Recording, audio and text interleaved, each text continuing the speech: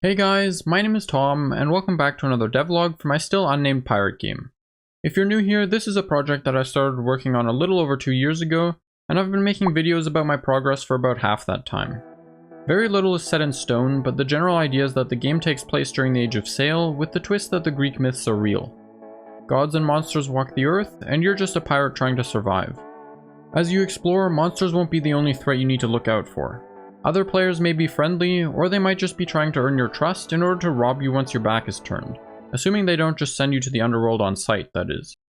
If you want to get a better picture of the development so far without having to watch all of my previous devlogs, you may want to check out my last video, which was basically a summary of the last 2 years of work on the project. Anyways, it's been a while since I last made some solid progress, as I've been working on a few other projects, one of which was that 2-year summary video. However, I did do a couple live streams during which we started working on a new and improved ship model. Here it is in its current state. Although it may look finished, there's still some things I need to fix up. For example, the railings on the side are currently only a few centimeters high in some areas, there aren't any ladders on the sides of the ship, and various parts of the model are poking through and visible in places they shouldn't be. Aside from doing a bunch of modeling, I did actually write a bit of code. While it's certainly not what I would call an artistic masterpiece, we now have our first functional food item. The mighty coconut. The sphere is of course just a placeholder model, but if I left click while holding one of these, it will be removed from my inventory and I'll instantly get 30% of my health back. I do want to make it clear that this is almost certainly not how healing will work in the future. I've thought a lot about how it could work, but there's so many factors to consider that I haven't really decided on anything. Eating food could instantly heal you, or it could heal you slowly over time, or it could not heal you at all and maybe you'd need certain healing items instead. Then on top of that, there's all sorts of questions related to combat. How quickly should you be able to heal while you're fighting someone, if at all? Most hand-to-hand combat will probably take place on ships, which means there aren't a lot of places you can run to and hide in for an extended period of time while waiting to get your health back. If healing in combat is going to be possible, it kind of needs to happen quickly in order to really be of any use. On the other hand, I want to try and avoid situations where one player beats the other simply because they had a higher quality food and were able to out-heal the damage that their opponent was dishing out. Like I said, there's a lot to consider here, and the attempt to come up with a perfect solution right off the bat has unfortunately left me trying to decide how to even start, which was a great excuse to procrastinate. That's why the other day I decided to just implement something, even if it ends up being replaced later, which is how we ended up with the insta-heal coconut. I think the health system is something I'll come back to once I've fleshed out combat mechanics a little more, and hopefully by then I'll have a few playtesters to help me experiment with different healing methods so we can see what works and what doesn't. Just a quick update, I've cleaned up the various parts of the ship model which were clearly unfinished, and I've raised the railings a bit around the edges. Then I added some ladders to the sides of the boat and fixed the coloring issues, so the wheel and capstan handles are once again a separate color from the objects they're attached to. Of course, this ship is not at all usable at the moment, since none of the interaction logic is set up to work with the new model. Also, there aren't any colliders on it yet, so you would fall right through the deck before you'd even have the chance to try and interact with anything. Alright, so the new boat is now operational. Getting all the colliders in place actually took a lot longer than I expected, because as is often the case, things didn't quite go to plan. I attached a bunch of mesh collider components to all the parts of the ship, and figured that's all I'd need to do. But when I tried running the game, I quickly found out that Unity doesn't like it when you mix non-convex mesh colliders and rigid bodies. And by doesn't like, I really mean won't allow. Most of the ship parts are convex shapes, so checking that box fixed most of the problem, but the hull is very concave. Making it convex would prevent you from going inside, so that wasn't an option, which basically meant that I'd have to approximate the shape using a bunch of primitive colliders. 3 million years and 74 box colliders later, players will no longer fall through the hull of the ship.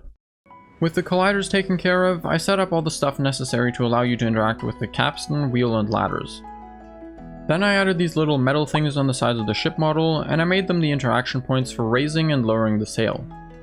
I also set up the flotation points around the ship that allow it to float, and while I was at it, I gave the buoyancy code another pass.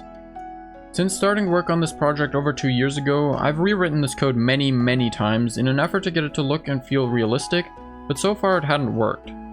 No matter how much I fiddled with the values, the bounciness wouldn't really go away, at least not without making the ship look more like a submarine. But as I was looking over the code again, I finally noticed my mistake. You see, since I want gravity to affect the boat differently depending on which parts are actually in the water, I haven't been using the rigid body components built in gravity. Instead, I apply a gravitational force at 8 points around the boat. Since I don't want the boat to be affected by 8 times the normal gravity, I divide that force by 8 and it works very well. However, the upwards forces that I apply at these points also use the value of gravity, except that I forgot to divide that force by 8.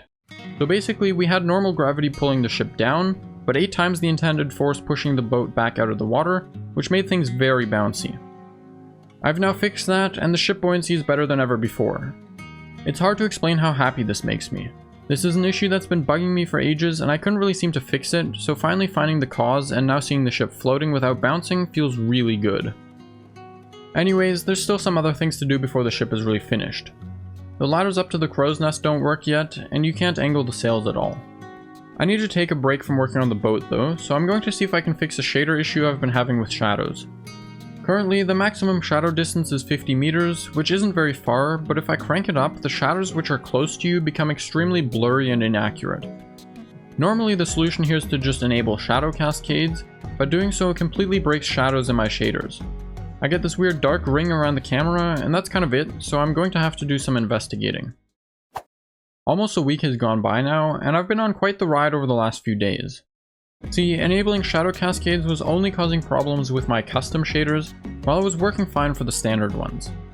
I figured this was probably because I hadn't been updating my shaders as the universal render pipeline was updated, so maybe I was just missing some code that made shadow cascades work properly.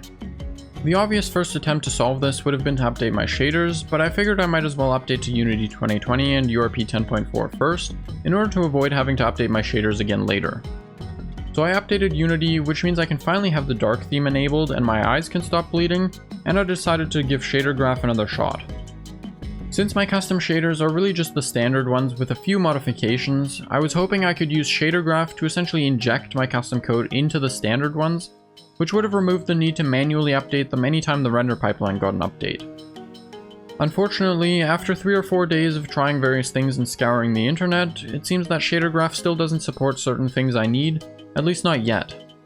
Aside from that, I took a look at some of the code that Shader Graph generates, and I was honestly kind of disgusted. This is the code it generates for my wave calculations.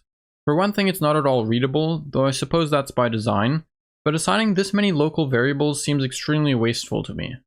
For reference, this is my own code which does the exact same thing. Maybe I'll come back to Shader Graph in the future, but for now I guess I'll have to keep updating my shaders manually. Anyways, once the shaders were updated and everything was working as it should, I did another pass on the ship buoyancy, because apparently I broke something in there the other day. That's all functional again, and since I was already dealing with the water tech, I decided to rework the waves themselves. I didn't like these weird looking ribs, and overall the waves were just too repetitive.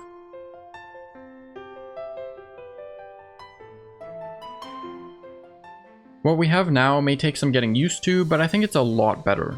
It looks a lot more natural, and the repetitiveness is hard to make out, partially because the waves are longer.